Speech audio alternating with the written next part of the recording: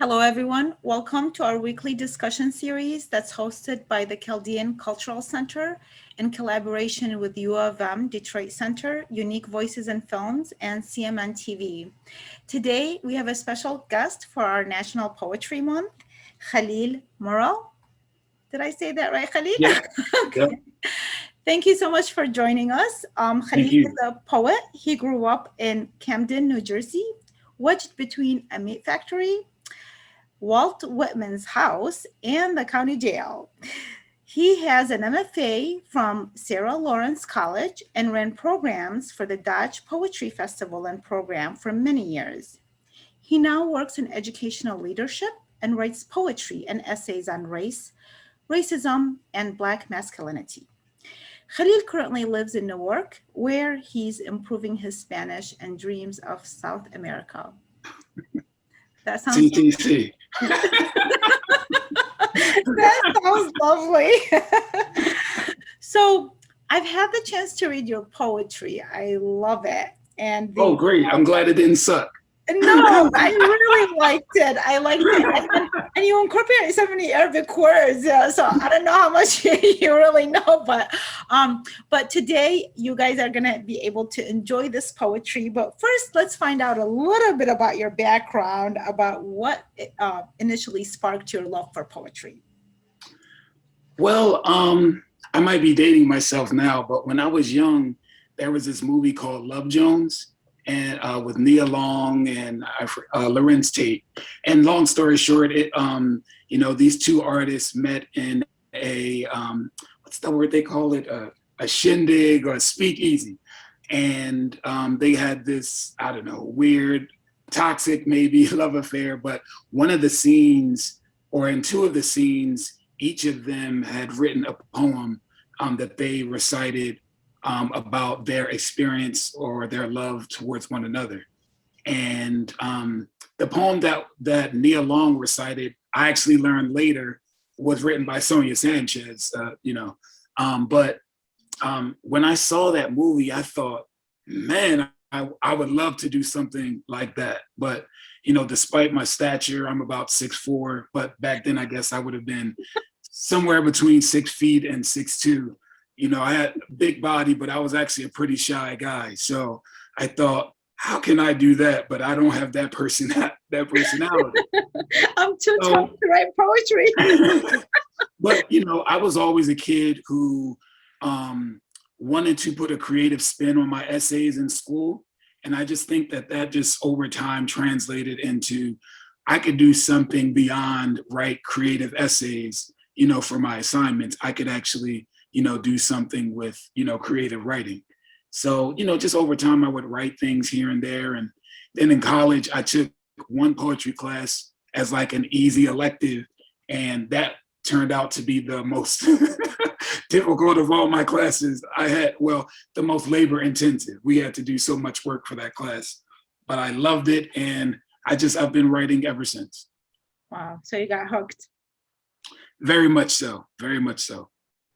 And who were some of the authors and poets who inspired you over the years?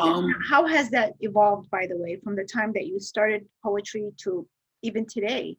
Yeah, that's a really good question. The latter point.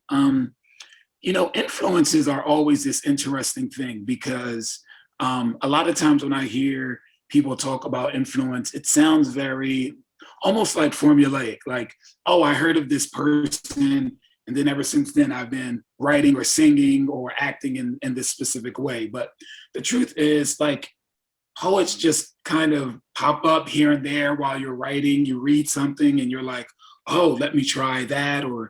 But I would say two kind of pillars in my early writing were Lucille Clifton. If you see my poems visually, I write entirely in lowercase. And that's something that's just endured from discovering Lucille Clifton, who also wrote and really kind of pioneered that kind of celebration of Black vernacular in in poetry during a time where it wasn't so accepted. So I didn't her know that. writing, Interesting. yeah, her writing used very little punctuation. Now, see, I'm a grammar geek, so I'm a little obsessed around punctuation. So my earlier poems didn't have punctuation, but then I would like wake up in the middle of the night and like go to my computer like Put them all in. I can't do this. So I the can't do this. lowercase is okay, but not the punctuation. I would say Lucille, then a poet by the name of Sharon Olds, who writes very, or at least at the time, just wrote very kind of bold, provocative, personal narrative poems. And that was a time where I needed a certain kind of courage to write about my life at the time. And then one pivotal book in my life was now I can't remember it, but by Major Jackson, I believe it is Leaving Saturn, either leaving Saturn or returning to Saturn, leaving Saturn, I think. And it was the first time I saw like names like mine, or he grew up in Philly, and I spent a lot of my childhood in Philly as well. And he was writing about neighborhoods that I walked every day, and so that was the first time like I feel like my life and my identity came alive in a book, in contemporary writing. So I would say those three, but one of my favorite poets today, his name is Joe Weil. He says, he likes to say, I don't have favorite poets, I have favorite poems, meaning anybody can write a poem that is breathtaking, that resonates with you, and that can inspire you. And in that respect, I'm a lover of poems. So true. That is true. It is about the poem. You could just read, if something touches you, you really don't need to even see the name. I mean, that Right. the poem, I have it's Poetry Foundation sends like a daily one poem a day. Right, And right. sometimes it's all it takes. Like I can tell just when something grabs you, and that's it. It's the poem. Yeah. So, how does poetry influence culture and human life, in your opinion? And how do you think your poetry in particular is culturally significant? Um, I think poetry gives you a certain kind of permission, especially in Western culture. We're so pop, pop, pop, pop, pop, so quick paced, so dismissive on to the next experience. I was talking to a friend the other day about how we miss going to concerts. And one of my friends in the group chat said, well, she was calling out another friend. Well, every time we go to the concert, you have your camera up and it's like you're not even present to the experience. So what do you really miss? Right. And I feel like poetry gives a certain kind of permission to slow down and just to live in that moment. Yes.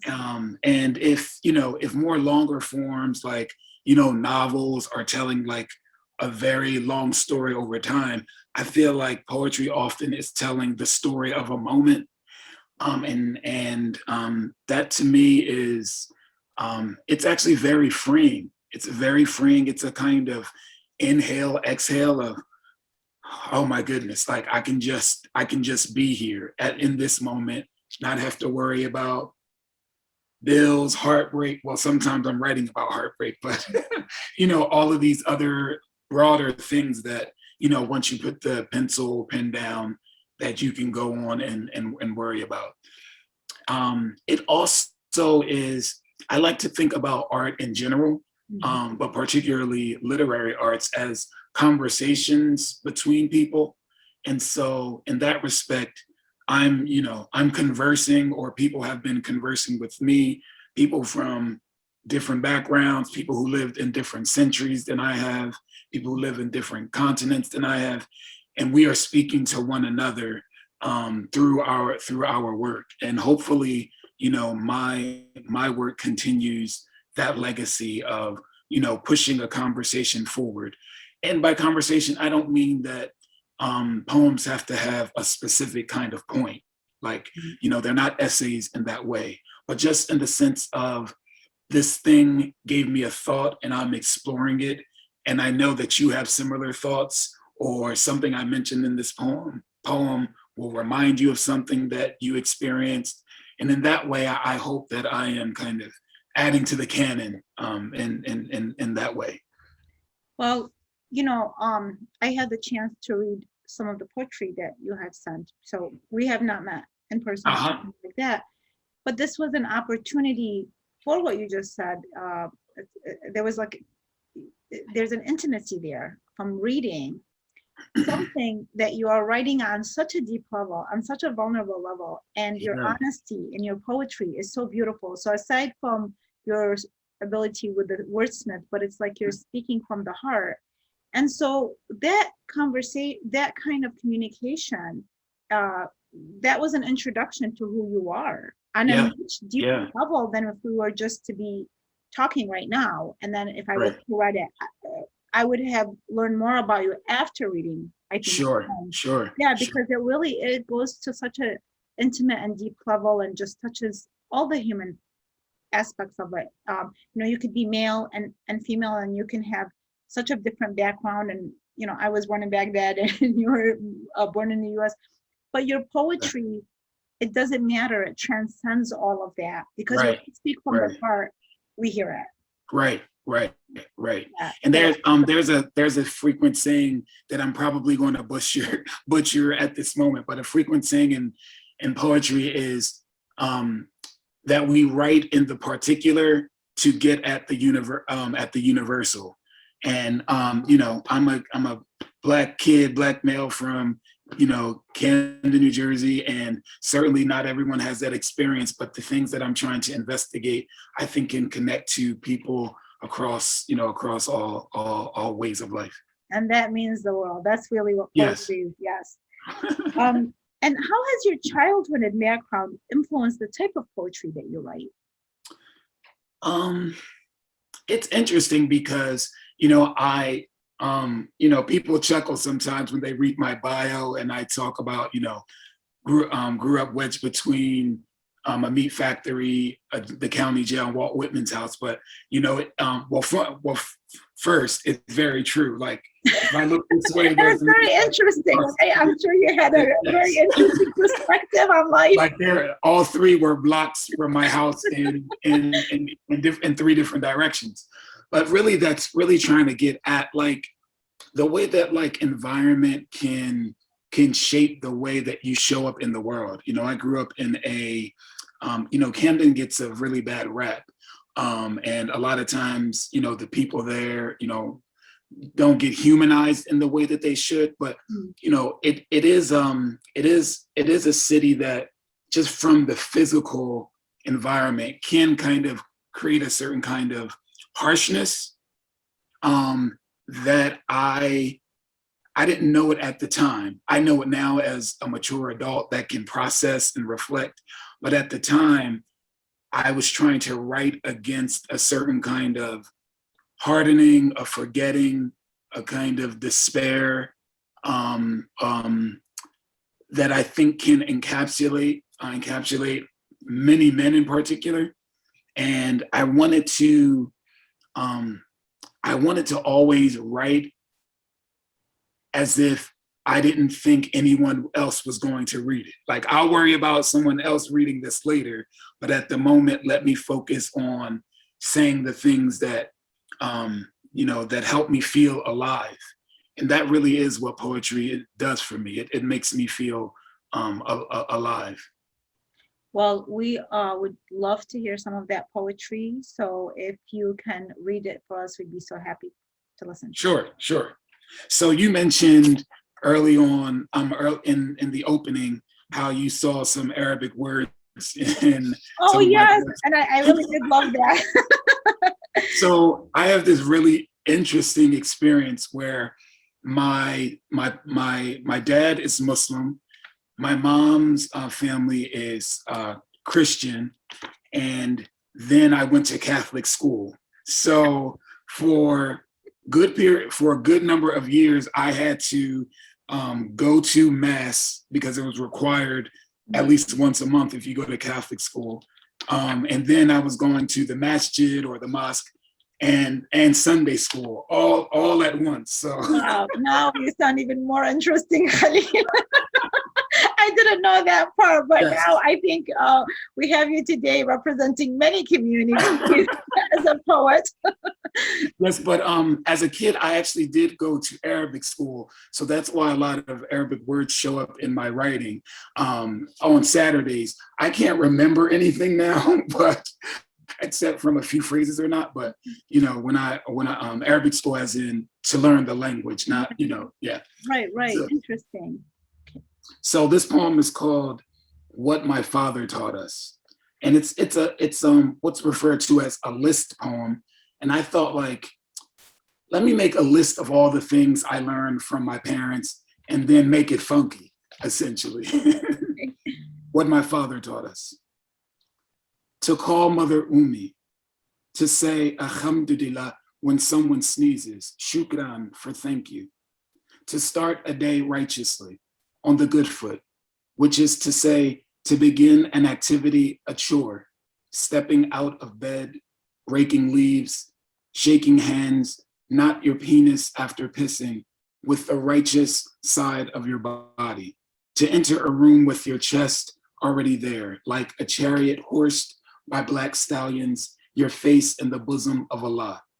To search the bodega like frantic roaches, for snacks okayed by kosher or halal. To turn from plates of pork, to never lick envelopes, the glue is pig pus. To reclaim the jaw and throat of your names, Mustafa, Daoud, Jassi, Khaled. To forbid your sisters from understanding the metallic smooth of doorknobs. To wipe your head and face, wash hands to elbows, ankles to feet before touching the Quran. To knock a kid in his face if you must, that a black man has no place in the army. To recite Hail Mary only at school because you have to, but not at home. To excel in all subjects except religion, which you may fail. To refuse communion, and if they ask, tell the priests, my father said I could.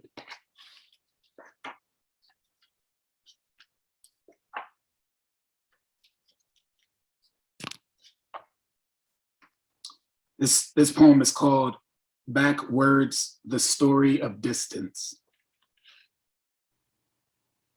Oh, it mentions one word in here, pathmark, which is just like, I don't know, our Kroger, Harris Teeter, it's just a supermarket.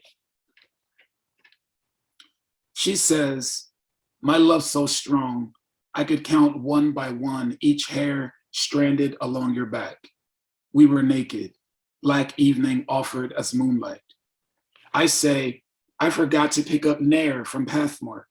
The light splashed in soft from the window, dividing the bed. She says, you're so mysterious. Even the patch below your belly button is an unknown forest. I wiggle down, curtain the covers to my chest. I love your gap when you smile, she says, feathering my face with her fingers.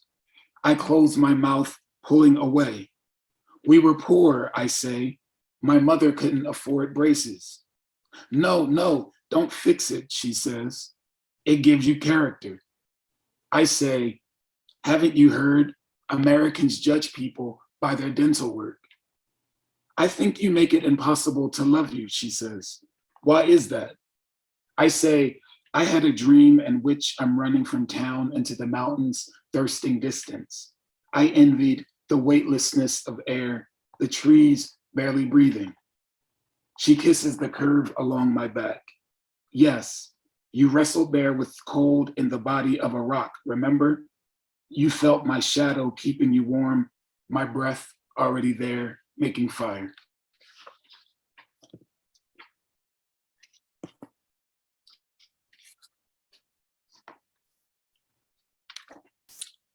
This poem is called Falling in Love with My Father Again. When I was about 21, 22, I had to get a surgery to remove my thyroid. Actually, two operations, I believe.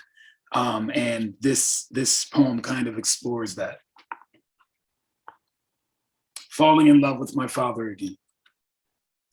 When metal and finger broke the ground of my flesh, I entered the smoke and darkness. Anesthesia is like the fifth martini on an empty stomach. I grew a new mouth along my neckline, which whispered expletives to death in my sleep. Perhaps forgiveness was there. I was a mute, a mummy wrapped in a dream. No, an octopus.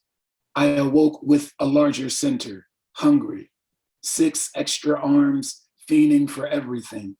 Glucose, liquid Motrin, a blue button summoning a cute nurse, her shining cleavage. My father loomed above me like a tease, a temptation, a half-open fist full of caramel. His shadow darkened the walls like an angel. I could not speak or swallow, gooey-eyed over memory. I knew nothing of childhood's resentment, its cancer-like lyric. The surgeon's song, Mendelssohn, still twirling in my mouth. My lymph nodes throbbed a burning melody. My body a singing city of pain. Who else could hold me but my father?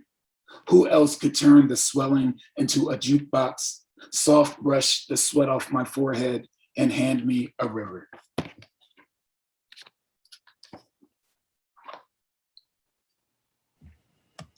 Thank you so much. That is so beautiful. Thank you. Thank you. I really enjoyed and the one with the Arabic words, that's actually the one that had caught my attention. And then that's what transports you really, and you feel like this could be written by somebody from the Arab world, Yeah, just as easily. And when you don't know who the poet is in the background, you're just you're just sucked into the poem and just enjoy the process. absolutely. Yes. So, Khalil, what would you say has been the biggest challenge in your writing career? And obviously, you've already shared the rewarding part of it, but what has been the challenging part, would you say? Discipline. No, well, for me, yes. Like, I'm not, I'm not disciplined at anything, even things that I love. But I love.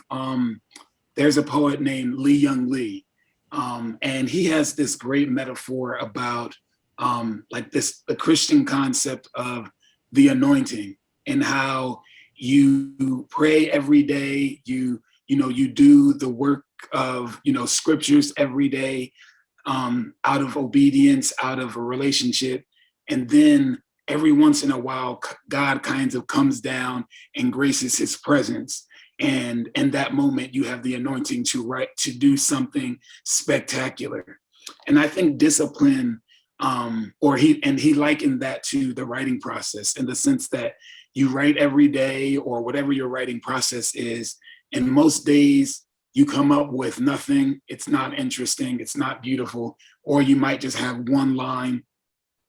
And then every now and then, God kind of comes down and just decides that, like, in this session I really want to do something magical. Or you're going back in your process and you're seeing something. I mean, you're going back into old writing scraps and you see something that really is saying, oh wow, most of this is trash, but this one line here, I can really do something with it. So I would say discipline, but speaking more broadly, just the time really is a resource. And when you work and have kids or a life, and all of those things, especially now it's getting warmer. Well, outside of the pandemic, now you want to be outside. You don't want to be inside writing. After all So, that, right? yeah. Yeah. So there's that.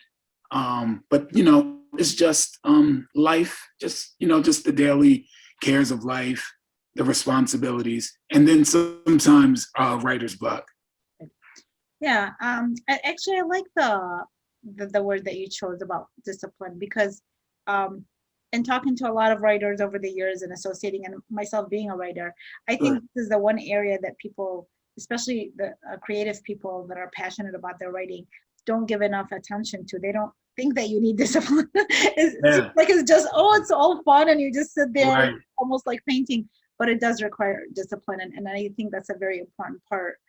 Um, I wanted to ask you, how, or do you combine your work and educational leadership with your creative talent? I do, in the sense that one, I'm always looking for opportunities to invite creativity in the space. Mhm. I've also, run a lot of like youth development and arts programs. I really believe that, art is a huge way to allow kids to, develop socially and emotionally. I mean, I know that from the impact of art in my own life. But in terms of working with adults and working in leadership, sure, like meetings are, sometimes meetings are just not the most interesting things. And so I really try to find ways to bring in, both in terms of like the process of how we conduct the meeting, try to invite like creativity into the meeting themselves, and sometimes in content to like break up the monotony of a meeting. I will, bring in something that will fascinate people and just break up the kind of the PowerPointness of of a gathering. Yeah, and actually it helps people focus when people like yourself do that. Yeah, Um, yeah. so what would you advise younger writers who feel underrepresented and marginalized? Um, well, the first thing is you should practice art because you love it. Writing is a very solitary art. Now, it becomes public when you do things like this, when you have readings, and semi-public when you share it with maybe an individual friend. You can swap poems and give each other feedback. But a lot of it is very solitary. At the same time, it gives you a sense of voice, and so there's something democratic about that.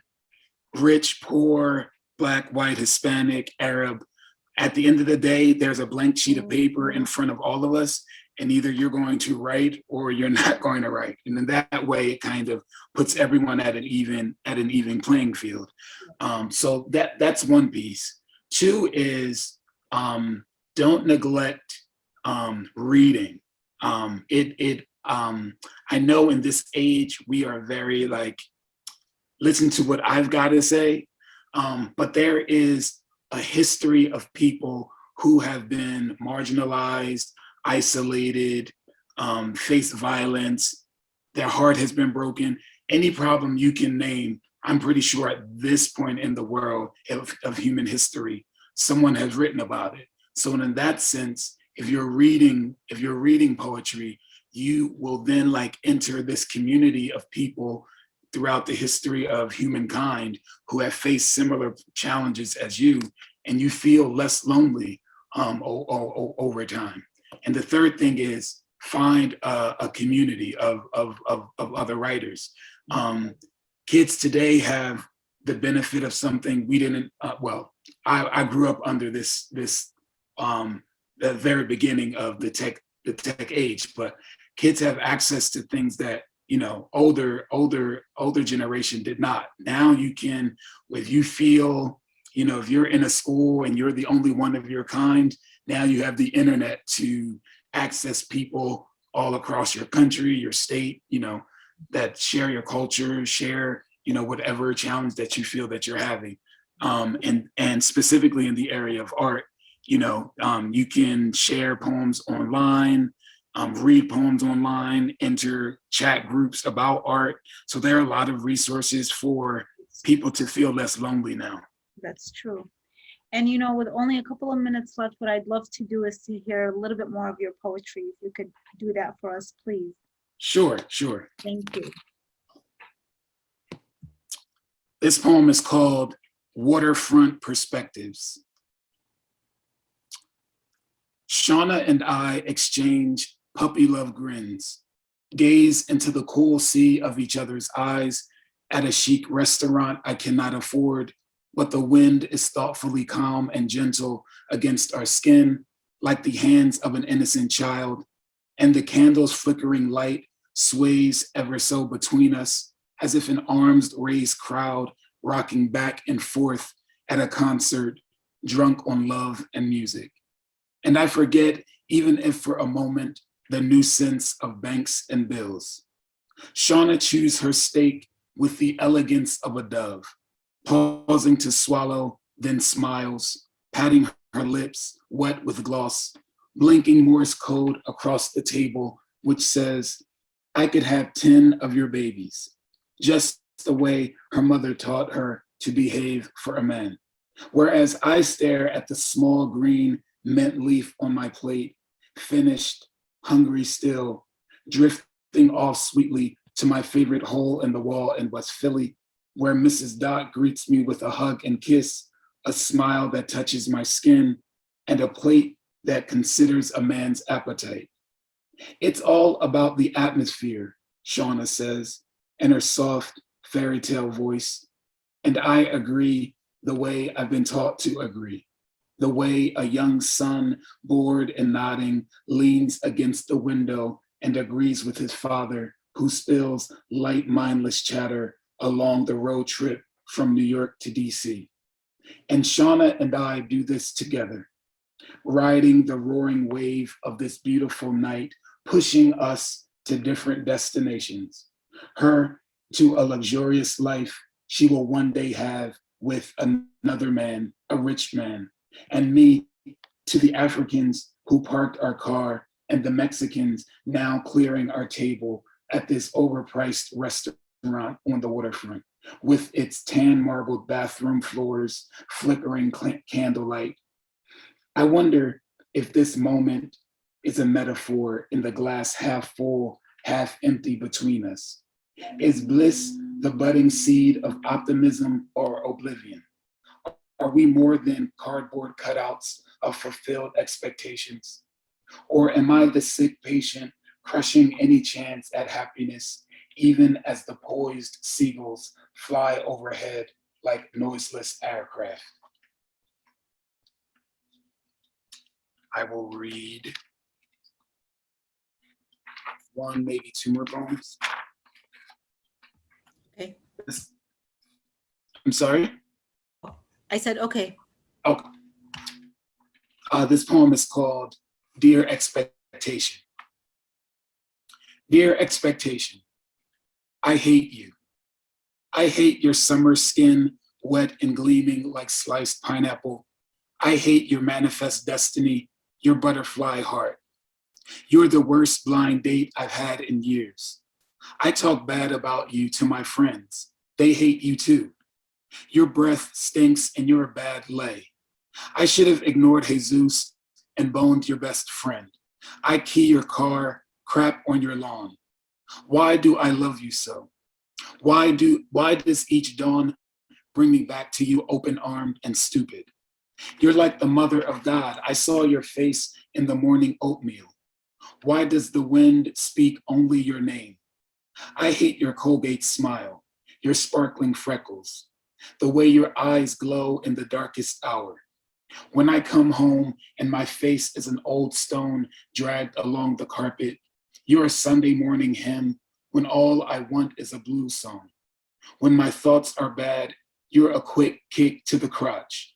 I should trade you in for a girl who understands me, who can help me cope, like Amber Doubt. I should have left you at church. I'm going to the bar from now on. Why does the afternoon light slanting through remind me of your orange shimmer, your golden face? You're a tight red dress with no panties on, a tease. Sometimes you say no at the end of the night. I gave up friends, bad habits for you. I melt under your matchstick touch, and all you do is leave me, looking out the foggy window of my future. Do you see it? Like a golden coin spinning off to its glittery no place. And my final poem is called Blindness. Blindness. My friends say all of my poems, even when they're not love poems, are love poems. So I don't know what to do with that.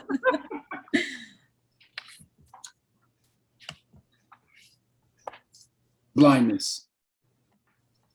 What if, instead of seeing, we felt the color of things, as in the burgundy socks you wore leaving felt eternal, as in the oppressive purple of day like an anchor pulling on skin, the night's growling moon jerked back on its leash.